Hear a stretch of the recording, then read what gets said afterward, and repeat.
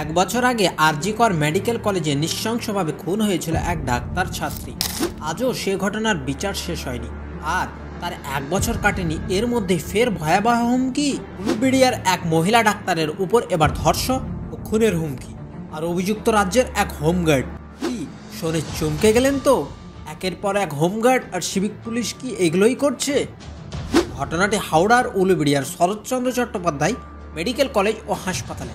অভিযোগ, সোমবার সন্ধ্যায় কর্তরত এক জুনিয়র মহিলা ডাক্তারের উপর শারীরিক অত্যাচার ও হুমকি দেয় এক ট্রাফিক হোমগার্ড শেখ বাবুলাল। এক আত্মহত্যা রোগীর চেক আপ নিয়ে শুরু হয় বচসা। তারপর বাবুলাল ও তার সহযোগীরা ডাক্তারের হাত মুচড়ে দেন, চড় মারেন এবং অকথ্য ভাষায় ধর্ষণ ও খুনের হুমকি দেন। ডাক্তারের চিৎকারে ছুটে আসেন নার্স ও অন্যান্য কর্মীরা। রাতে থানায় অভিযোগ দায়ের হয়। পুলিশ বাবুলাল সহ দুইজনকে গ্রেপ্তার করেছে, তদন্ত চলছে।